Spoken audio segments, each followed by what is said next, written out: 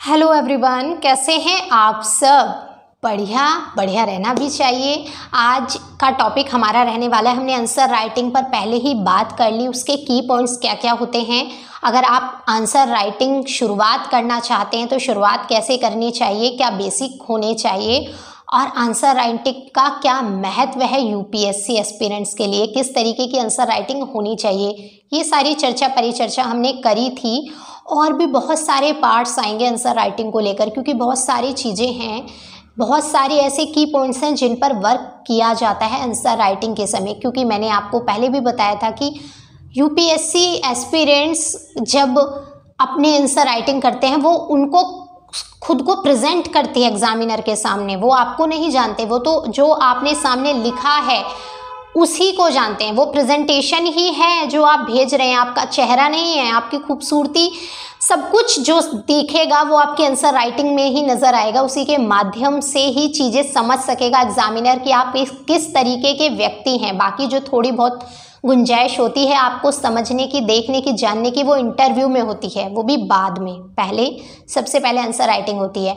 तो आज मैंने आपसे पहले भी इस बात को लेकर चर्चा करी थी उस टॉपिक में कि हम इसके की पॉइंट्स पर चर्चा करेंगे कि की पॉइंट्स जो आलोचना, समालोचना, समीक्षा, इस तरीके के जो की पॉइंट्स हैं उनके बारे में जानना बहुत ज़रूरी है। हमें पूरा टॉपिक पता है पर हमें ये नहीं पता आलोचना, अगर आलोचना दिया है, आलोचनात्मक मूल्यांकन दिया गया है तो हमें क्या डालना है इसमें, क्या लिखना है इसमें, क्या होना चाहिए। हमें पूरा पता है प्रथम विश्व युद्ध के बारे में या 1857 की क्रांति के बारे में, हमें पूरा पता है 1857 के बारे में, पर हमने वो लिख दिया उसमें जो मांगा ही नहीं था एग्जामिनर ने।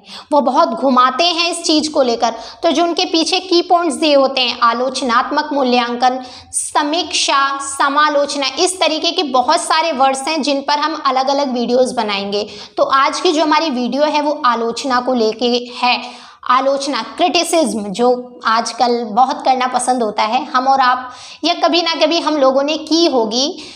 सुनना हम अपनी आलोचना थोड़ा कम पसंद करते हैं, परंतु अगर किसी की आलोचना करनी हो तो थोड़ा ज़्यादा हो जाती है। हाँ, आलोचना हो जाएगी पर हर कोई एक जैसा नहीं होता। अब यहाँ हम आलोचना से तात्पर्य यूपीएससी के एस्पिरेंट्स होने के माध्यम से समझना चाहेंगे कि आलोचना अगर आता है, आलोचनात्मक मूल्यांकन, पहला बात तो है मूल्यांकन होता है किसी चीज़ को जांचना या परखना। मूल्यांकन, जब आप पूरी साल एक क्लास में पढ़ते हैं, पूरा एक साल देते हैं, उसमें आपके एग्ज़ाम होते हैं 3 महीने, 3 महीने में एग्ज़ाम होते हैं ना आपके। तो क्या होता है वो एग्ज़ाम, क्या होता है एग्ज़ाम पर आप जो एग्ज़ाम संपन्न कराए जाते हैं, एग्जामिनर आपसे जो एग्ज़ाम लेता है या टीचर आपसे क्वेश्चन पूछता है, आपको कोई क्वेश्चन याद करने के लिए दिया, कोई चीज़ आपको समझाई, तो वो आपसे जब पूछता है या फिर आप एग्ज़ाम देने जाते हो, यूपीएससी आपसे एग्ज़ाम लेती है तो वो आपका मूल्यांकन ही तो कर रही है। तो मूल्यांकन का तात्पर्य होता है जांचना या परखना। अब आलोचना, आलोचना ऐसी नहीं है कि सिर्फ किसी के बारे में बुरा ही बुरा लिखना है। आलोचना ऐसा मत समझिएगा। आलोचना को लेकर मैं यहाँ पे बहुत अच्छे शब्द कुछ बोलना चाहूँगी। यदि हम साहित्य में ये चीज़ बहुत होती है।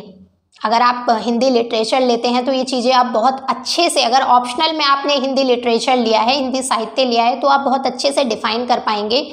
पर कुछ पंक्तियों में यहाँ पे डिफाइन करना चाहूँगी मैं आपको। यदि हम साहित्य को जीवन की व्याख्या माने तो, यदि हम साहित्य को जीवन की व्याख्या माने तो आलोचना को उस व्याख्या की व्याख्या मानना पड़ेगा। आलोचना के माध्यम से हम उसका अच्छा और बुरा दोनों देख सकते हैं। आलोचना से तात्पर्य है उसको देखना, उसका विश्लेषण करना, उसको परखना। और इसी से मिलते जुलते कुछ शब्द और आते हैं, इसमें बहुत माइनर सा डिफरेंस है। समालोचना, आलोचना का तात्पर्य है देखना, उसको परखना, और समालोचना से तात्पर्य है अच्छी तरह से देखना, थोड़ा सा और डीपली जाकर उस चीज को देखना, परंतु इसके नेगेटिव और पॉजिटिव दोनों ही पॉइंट्स लिखने हैं। ऐसा नहीं है सिर्फ किसी की बुराइयां ही लिखनी है, ऐसा नहीं है कि कोई भी इंसान हो, कोई भी वस्तु हो, कोई भी चीज हो, उसमें सिर्फ बुराई हो, उसमें अच्छाइयां भी होती हैं। तो आलोचना से तात्पर्य होता है किसी भी चीज की, किसी भी टॉपिक, कोई भी नीति लागू की गई है कोई भी व्यवस्था बनाई गई है, कोई भी योजना चल रही है या आने वाली है, उसको देखना और वो भी उसके नेगेटिव और पॉजिटिव पॉइंट्स के साथ। और समालोचना से तात्पर्य है उसको अच्छी तरीके से देखना, थोड़ा डीपली जाकर उसको ऑब्जर्व करना कि अगर और हम निचले स्तर पर जाते हैं तो इसके नेगेटिव और पॉजिटिव पॉइंट्स क्या होंगे। और समीक्षा में भी हमें ये दोनों चीज़ें लिखनी होती है। समीक्षा कि हम जांच रहे हैं, समीक्षा कर रहे हैं, किसी को ऑब्जर्व कर रहे हैं, किसी चीज़ को, किसी योजना को, किसी नीति को, कि इसके नेगेटिव पॉइंट्स क्या हैं, इसके पॉजिटिव पॉइंट्स क्या हैं। और साथ में हमें कंक्लूज़न ऐसा देना होगा कि इम्पैक्टिव लगे, कि आपने नेगेटिव और पॉजिटिव तो बता दिया, अब बता तो दीजिए और होना क्या चाहिए अगर इसको और बेहतर तरीके से बनाना है। अगर किसी भी चीज़ में नेगेटिव ज़्यादा है और पॉजिटिव कम है तो आपको उसके पॉजिटिव पॉइंट्स को थोड़ा बढ़ाकर दिखाना है, मतलब एक्स्ट्रा दिखाना है उसको कंक्लूड करके कि हम ये चीज़ अगर और कर सकते, जब चीज़ों को कंक्लूड करें, क्योंकि कंक्लूज़न बहुत बेहतरीन होना चाहिए। हर एग्जामिनर ऐसा नहीं होता, पूरे या तो आप में ऐसी ताकत हो, आपके आंसर राइटिंग में ऐसा दम हो कि एग्जामिनर आपका पूरा आंसर अच्छे से पढ़ ले, या फिर आपके शुरू के पॉइंट्स और आपका कंक्लूजन इतना इम्पैक्टिव हो कि समझ जाए और उस हिसाब से वो आपको अच्छे नंबर दे। कुछ चंद लाइनें पढ़ के ही काफ़ी सारी चीज़ें, क्योंकि जो एग्जामिनर है बहुत एक्सपीरियंस होगा, बहुत एक्सपीरियंस है, हम और आपसे भी ज़्यादा एक्सपीरियंस है वो, तभी तो वो एग्जामिनर है। तो इस बात को याद रखिएगा। तो कंक्लूजन इम्पैक्टिव होना चाहिए, क्योंकि पहले भी आपसे कहा है कि आप प्रशासन में जाना चाहते हैं तो सिर्फ आप वहाँ पर जाके क्रिटिसिज्म नहीं करेंगे, किसी की आलोचना नहीं करेंगे। अगर आपको कुछ बुराइयाँ नज़र आ भी रही हैं तो आप उनका समाधान बताएंगे। तो जब हम आलोचना, समालोचना या समीक्षा करते हैं तो हमें उसके पॉजिटिव नेगेटिव पॉइंट्स के साथ साथ और क्या किया जा सकता था, किस तरीके से इसको बेहतर बनाया जा सकता था, वो पॉइंट्स भी इंक्लूड करने पड़ते हैं उसमें।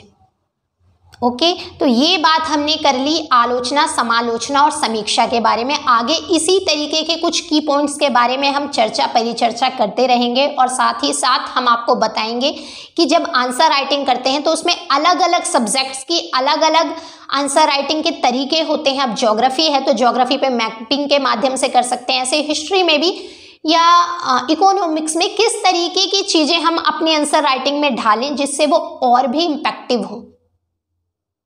तो ये सारी चर्चा परिचर्चा आगे जब आने वाले और भी बातें करेंगे आंसर राइटिंग पर, तो उस पर हम आपको समझाएंगे स्टेप बाय स्टेप कि इस तरीके से आप अपनी आंसर राइटिंग को बेहतर कर सकते हैं।